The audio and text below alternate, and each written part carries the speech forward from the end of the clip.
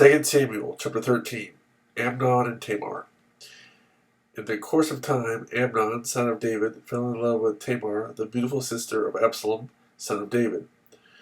Amnon became frustrated to the point of illness on account of his sister Tamar, for she was a virgin and it seemed impossible for him to do anything to her. Now Amnon had a friend named Jonadab, son of Shimeah, David's brother. Jonadab was a very shrewd man. He asked Amnon, "Why do you, the king's son, look so haggard morning after morning? Won't you tell me?" Amnon said to him, "I'm in love with Tamar, my brother Absalom's sister." "Go to bed and pretend to be ill," Jonadab said. "When your father comes to see you, say to him, 'I would like my sister Tamar to come and give me something to eat. Let her prepare the food in my sight so I may watch her and then eat it from her hand.'" So Amnon lay down and pretended to be ill. When the king came to see him, Amnon said to him, "I would like my sister Tamar to come and make some special bread in my sight so I may eat from her hand." David sent word to Tamar at the palace, "Go to the house of your brother Amnon and prepare some food for him." So Tamar went to the house of her brother Amnon, who was lying down. She took some dough, kneaded it, made the bread in his sight, and baked it. Then she took the pan and served him the bread, but he refused to eat. "Send everyone out of here," Amnon said. So everyone left him. Then Amnon said to Tamar, "Bring the food here into my bedroom so I may eat from your hand." And Tamar took the bread she had prepared and brought it to her brother Amnon in his bedroom. But when she took it to him to eat, he grabbed her and said, "Come to bed with me, my sister." "Don't, my brother," she said to him. "Don't force me. Such a thing should not be done in Israel. Don't do this wicked thing." "What about me? Where could I get rid of my disgrace? And what about you?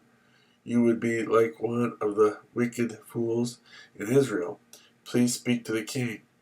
He will not keep me from being married to you." But he refused to listen to her, and since he was stronger than she, he raped her.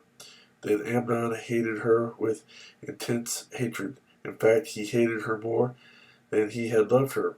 Amnon said to her, "Get up and get out." "No," she said to him, "sending me away would be a greater wrong than what you have already done to me." But he refused to listen to her. He called his personal servant and said, "Get this woman out of here and bolt the door after her." So his servant put her out and bolted the door after her. She was wearing a richly ornamented robe, for this was the kind of garment the virgin daughters of the king wore. Tamar put ashes on her head and tore the ornamented robe she was wearing. She put her hand on her head and went away, weeping aloud as she went. Her brother Absalom said to her, "Has that Amnon, your brother, been with you? Be quiet now, my sister. He is your brother. Don't take this thing to heart." And Tamar lived in her brother Absalom's house, a desolate woman. When King David heard all this, he was furious. Absalom never said a word to Amnon, either good or bad. He hated Amnon because he had disgraced his sister Tamar. Absalom kills Amnon.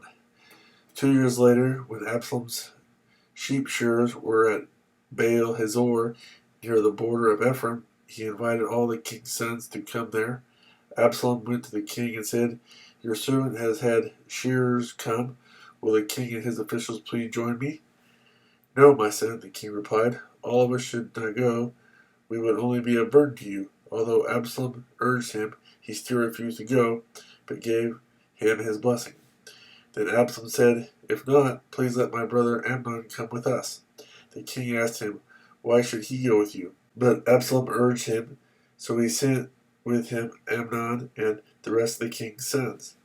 Absalom ordered his men, "Listen, when Amnon is in high spirits from drinking wine, and I say to you, 'Strike Amnon down,' then kill him. Don't be afraid. Have not I given you this order? Be strong and brave." So Absalom's men did to Amnon what Absalom had ordered. Then all the king's sons got up, mounted their mules, and fled.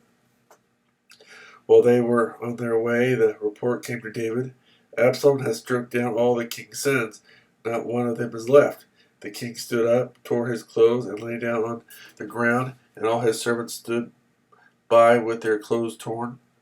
But Jonadab, son of Shimei, David's brother, said, My lord should not think that they killed all the princes, only Amnon is dead. This has been Absalom's expressed intention ever since the day Amnon raped his sister Tamar. My lord, the king should not be concerned about the report that all the king's sons are dead, only Amnon is dead. Meanwhile, Absalom has fled. Now the man staying watch looked up and saw many people on the road west of him, coming down the side of the hill. The watchman went and told the king, I see men in the direction of Horonaim on the side of the hill. Jonadab said to the king, See, the king's sons are here. It has happened just as your servant said. As he finished speaking, the king's sons came in, wailing loudly. The king, too, and all his servants wept very bitterly. Absalom fled and went to Talmai, son of Ammihud, the king of Geshur. But King David mourned for his son every day.